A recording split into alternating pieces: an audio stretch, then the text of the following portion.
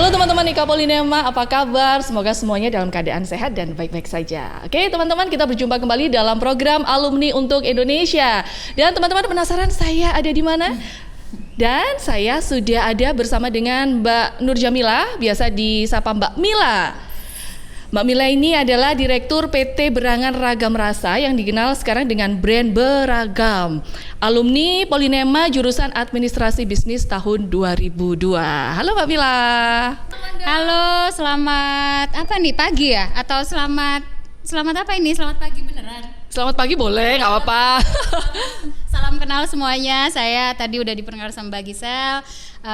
Mila dari Administrasi Bisnis angkatan 2002, tapi boleh cerita nih langsung nih. Bentar, Mbak Mila ini kabarnya adalah pemilik IPK tertinggi. Cie, boleh beri tepuk tangan dulu dong. Berapa Mbak IPK-nya? Boleh dibocorkan dong. Nah, IPK-nya berapa? Jujur lupa. Tapi yang jelas yang aku ingat, ya tadi aku dipanggil pertama dengan IPK terbaik dari jurusan Administrasi Bisnis. Kala itu ya, gitu ya, sesuatu yang membanggakan sih. Oke, wah, rupanya cocok banget ya. IPK tertinggi, sekarang sudah jadi direkturnya Beragam, gitu ya. Oke, semuanya butuh berproses. Dan tentunya kita akan mendengar ceritanya Mbak Mila. Berproses yang seperti apa sih? Tentunya ini juga akan bermanfaat bagi teman-teman alumni dan juga mahasiswa Polinema juga yang menyaksikan channel YouTube ini Mbak ya. Berproses seperti apa supaya bisa sukses gitu ya, seperti Mbak Mila. Oke, Mbak Mila, sebelumnya saya mau tanya dulu tentang karir. Karirnya Mbak Mila, boleh dong diceritakan sama teman-teman seperti apa karirnya Mbak? Siap. Sebetulnya kalau tentang karir tuh benar tadi yang semuanya berproses lah ya gitu. Jadi jujur waktu selesai atau lulus dari Poltek, itu aku bekerja di private sector lah selama 2 tahun. Tapi kemudian karena menikah, suami saya juga alumni Polinema. Oh gitu, alumni juga. Kompak rupanya ya ini ya. Semakin banyak alumni Polinema yang cinta lokasi gitu ya. Yang sama pula gitu. Jadi saya kelas pagi, suami saya kelas sore gitu. Gimana ya? Jadi benar-benar cinlok. Nah, terus karena suami di Jakarta bertugasnya, sehingga setelah menikah otomatis saya juga datang ke Jakarta. Nah, itu mungkin titik awal dari saya berproses juga. Jadi total berapa ya? Mungkin sudah 13 tahun atau mungkin 10 sampai 13 tahun. 13 tahun sepertinya. Saya memulai karir saya itu di NGO. Di non-government organization, mulai dari NGO lokal sampai NGO internasional. Jadi di akhir karir saya di NGO itu saya kerja di humanitarian lah. Kalau mungkin Mbak Gisel tahu ada Palang Merah Indonesia. Nah, saya kerja untuk representatif dari Amerika. Jadi saya sebelumnya berakhir karir saya di NGO itu di American Red Cross. Nah, setelah itu baru saya terjun berkenalan lah sebelumnya dengan Kopi Tuku. Sudah tahu Kopi Tuku? Iya tahu, kopi yang terkenal sama gula aren itu kan ya. Kopi yang pasti bukan kopi milik saya karena ada brandnya kopi tetangga gitu ya. Yang pasti miliknya tetangga gitu kan ya Mbak ya. Oke, lanjut. Iya, jadi berawal dari membantu, kebetulan ada dari owner dari tim boardnya itu adalah kawan di NGO.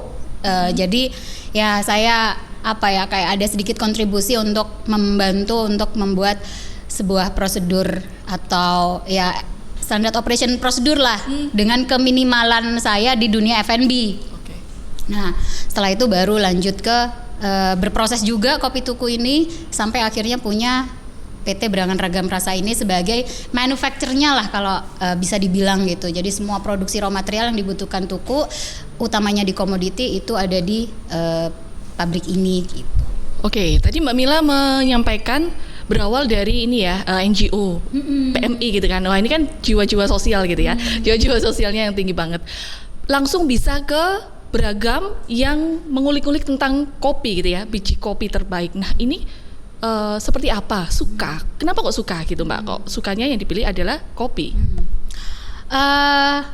Mungkin kalau saya ambil kesimpulan sebetulnya benar-benar ini saya mengikuti jalan hidup yang sudah diatur sama Tuhan, karena nggak mungkin dipertemukan kalau nggak ada punya maksud gitu. Betul. Kenapa dulu kerjanya di humanitarian, kenapa dulu sering pergi ke grassroots, ke daerah-daerah remote, kan sebetulnya dengan ketemu dengan banyak farmer dan segala macam. Jadi secara approach-nya itu saya sudah paham gitu gimana approach kepada teman-teman yang di farmer gitu. Nah, ketemu kopi makin jatuh cinta meskipun nggak tahu. Oh ya, saya nggak minum kopi sebelumnya. Sebelum terjun ke industri ini saya nggak minum kopi, tapi karena udah terlanjur masuk dan dikasih kepercayaan, jadi saya mau nggak mau sekarang saya minum kopi dan makin jatuh cinta karena ya tadi secara pendekatan emosional udah kebentuk dengan petani gitu. Jadi ya itu aja yang saya bangun. Jadi kalau dibilang berprosesnya adalah karena saya tercapture banyak hal dari hulu ke hilirnya, melihat banyak potensinya, jadi itu yang menjadi semangat. Selain harusnya ada satu keywords yang pengen saya sampaikan ke teman-teman itu kayak pasti berproses pasti ya, tapi gigih itu penting, karena kalau nggak punya kegigihan itu rasanya nggak mungkin kita sampai di titik yang pengen kita capai. Selain passion juga ya, passion itu pasti, jadi gigih sih berprosesnya. Oke, mulai cinta dengan kopi gitu ya, apalagi kita lihat sekarang ini anak-anak muda juga sudah mulai banyak yang menyukai kopi.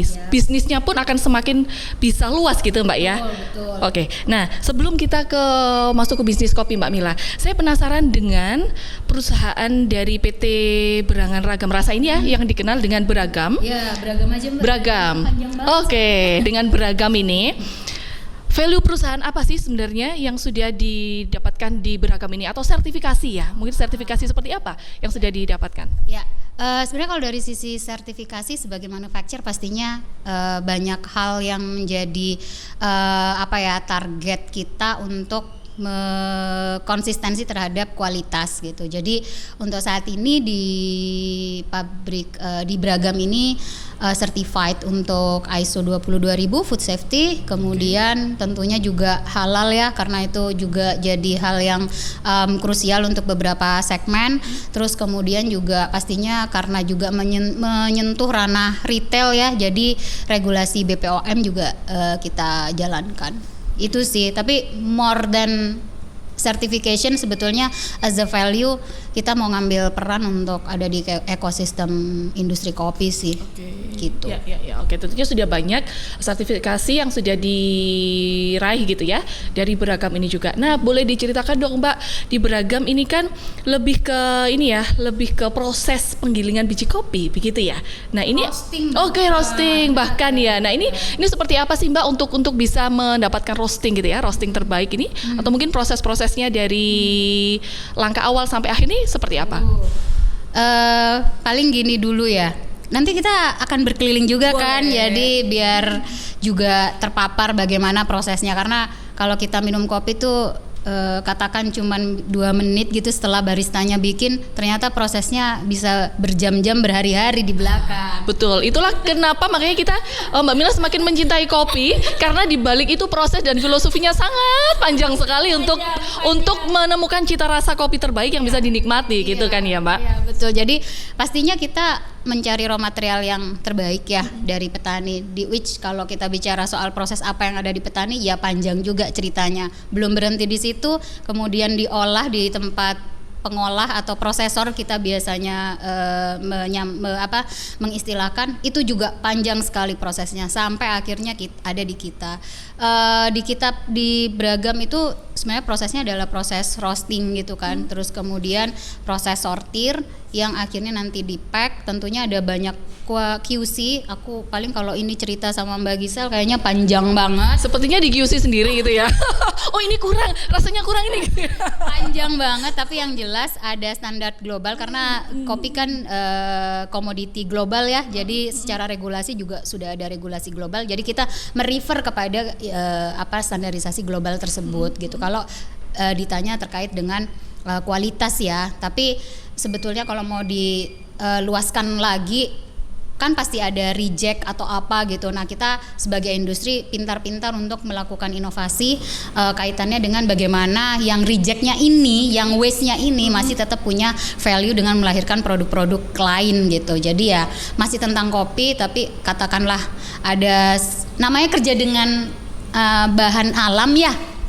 Selalu ada naik turunnya, karena mungkin saat ini kalau bisa dibilang bumi kita sedang tidak baik-baik saja. Itu juga berimpact terhadap industri yang kita lakukan di kopi. Kalau customer kan maunya minum kopi ini rasanya seperti ini, jadi of course challenge-nya itu ada di kita.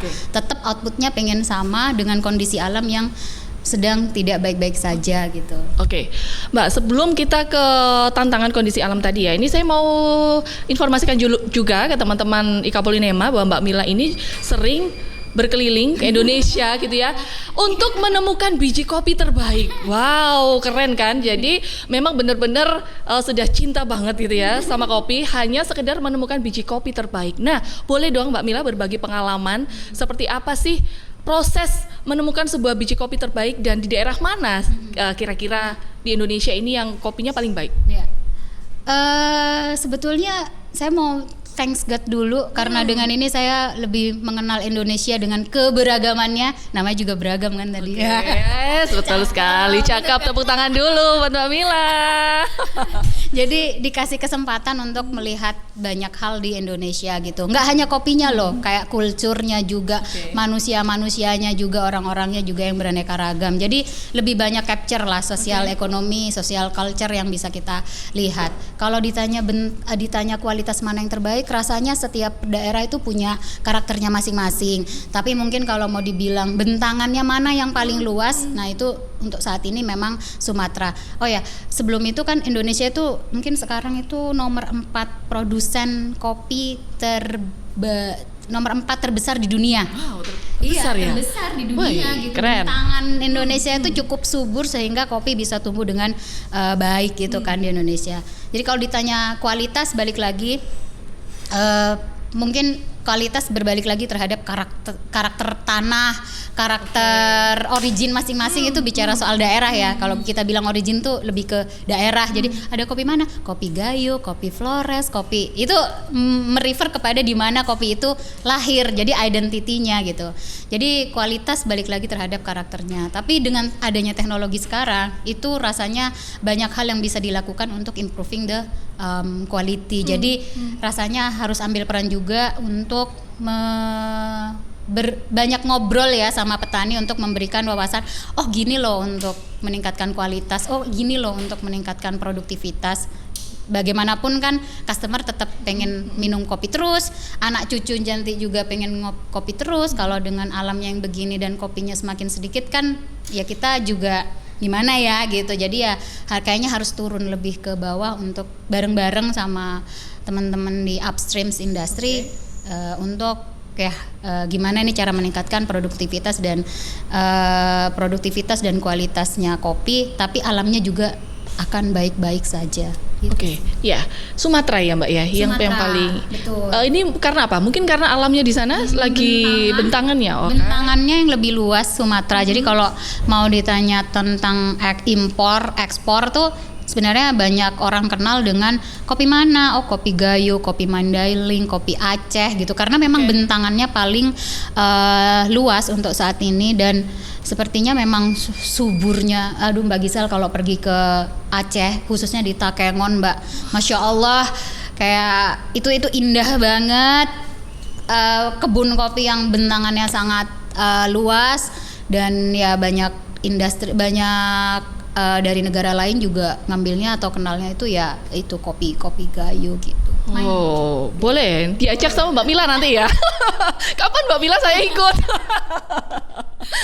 Memang luar biasa sekali ya kalau kita melihat alam Indonesia, kekayaannya gitu begitu subur begitu ya. Nah, kopi-kopi ini yang terbaik ini ketika Mbak Mila bertemu gitu ya dengan petani, sebenarnya apa sih Mbak yang dirasakan selain tadi alam yang tidak bersahabat gitu ya, dari struktur tanah dan dari petani sendiri, ada tidak yang dirasakan petani, mungkin petani merasa kurang apa gitu?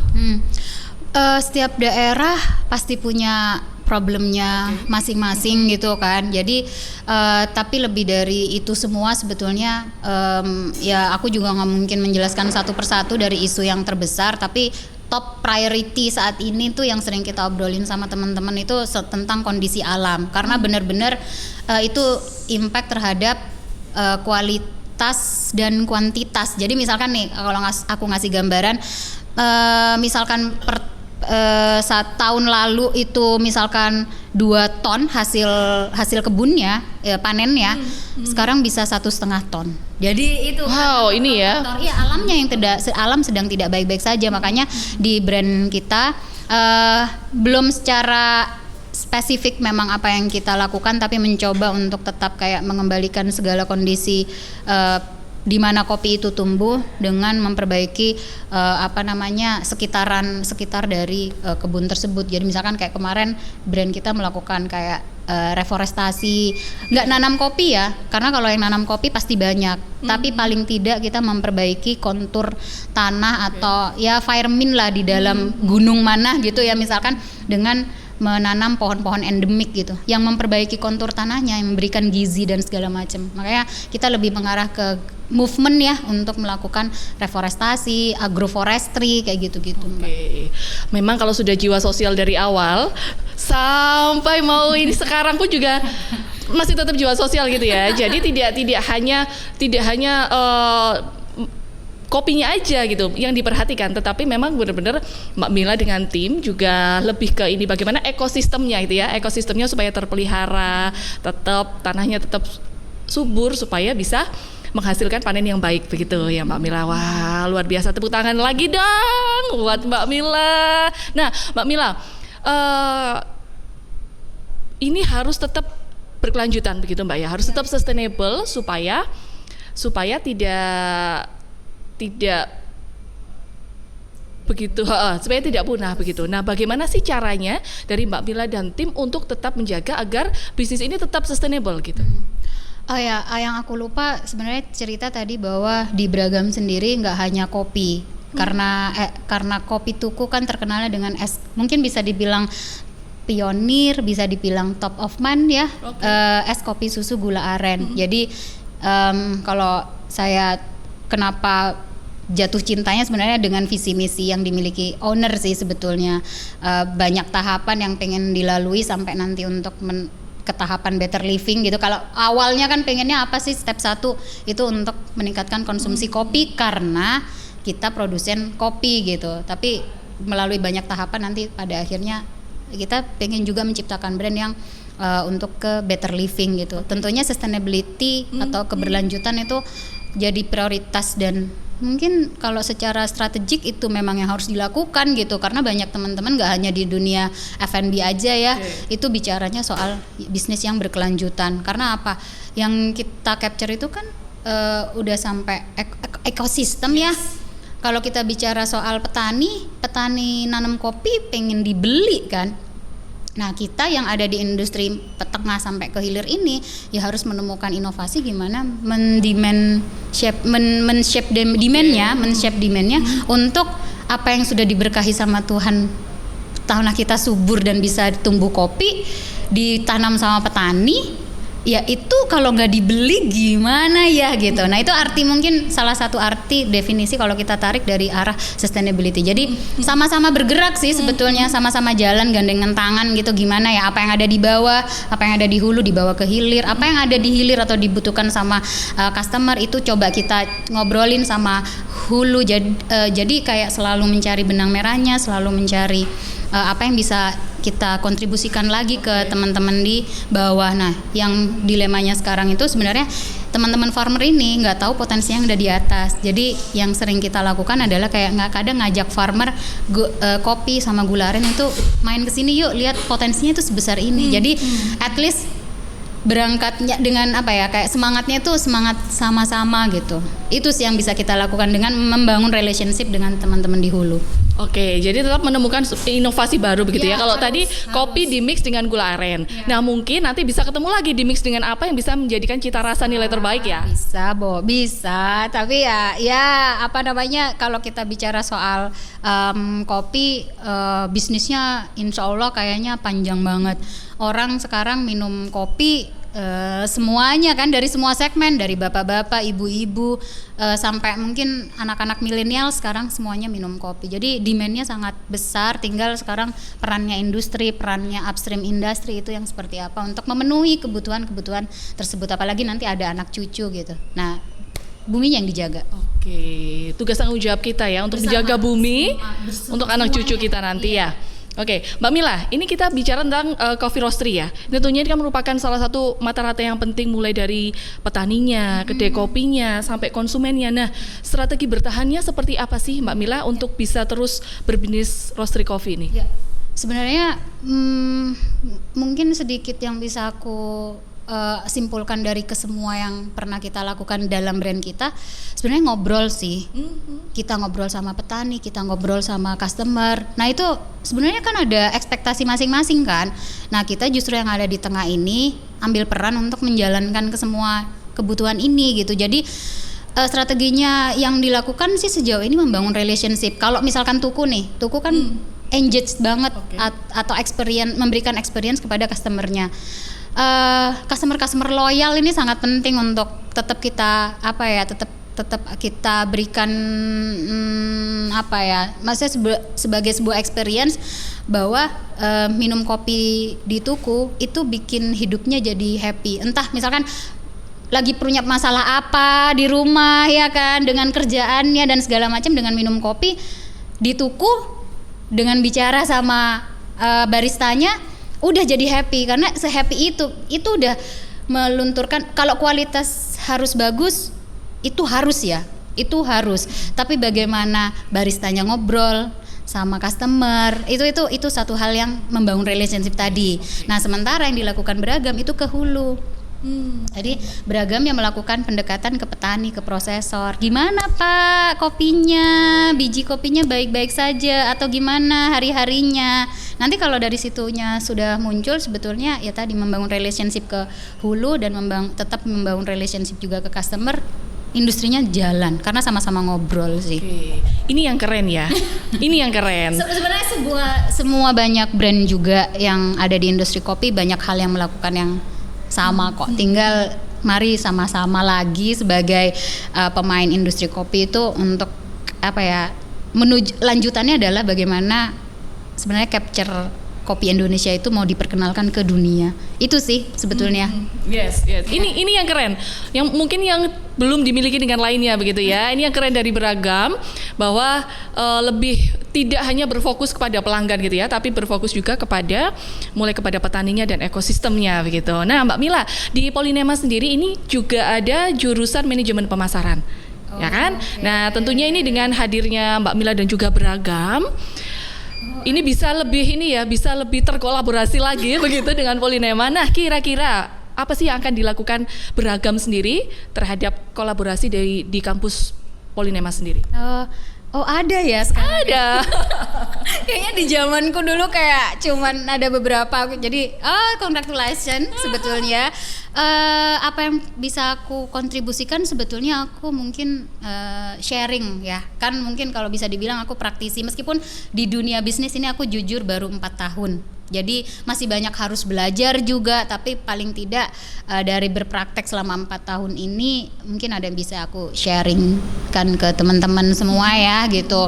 Nggak hanya dari sisi strategi apa yang bisa kita lakukan, tapi mungkin lebih juga ke motivating teman-teman, karena tadi dalam menjalani prosesnya itu perlu kegigihan. Ya, itu satu kunci sukses mungkin ya. Satu kunci sukses dari Mbak Mila perlunya kegigihan. Kalau melihat anak-anak sekarang, menurut Mbak Mila seperti apa sih? Apakah kurang gigih atau gimana? Ya kalau dibilang kurang gigih nggak bisa di-compare ya, karena ya kita juga sudah usia ya gitu. Karena kita udah menjalani proses semuanya. Intinya berlatih untuk tetap sedini mungkin untuk menemukan passionnya, karena dari passion nanti akan timbul love-nya.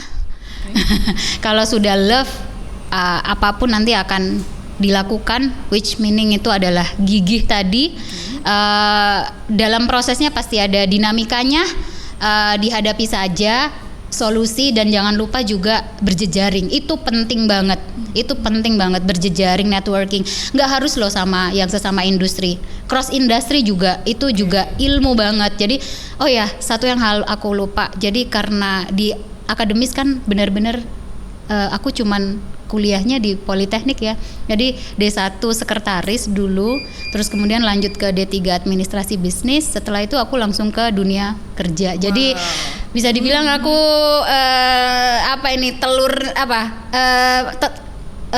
pure hasil dari didikan Polinema kan gitu. Keren.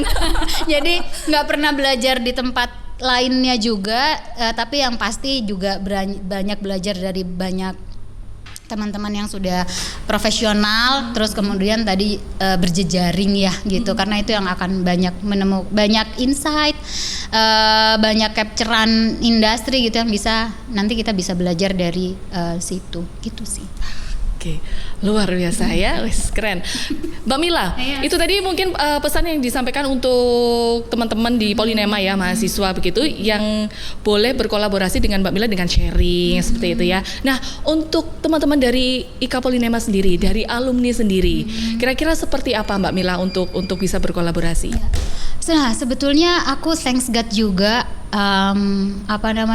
ada di networking jejaring IKA Polinema, karena kan lintas industri ya gitu. Jadi aku juga pengennya nanti ke depan juga karena aku juga ada di manufacturing gitu, dan pastinya juga butuh insight dan teman-teman dari sisi industri gitu. Nah, paling itu sih yang kayak kolaborasi dari lintas sektor ikatan alumni gitu, itu yang pengen dijalankan ke depannya, yang pastinya juga nanti punya manfaat tersendiri untuk ruang pembelajaran, mungkin buat teman-teman adik-adik mahasiswa, buat ruang pembelajaran.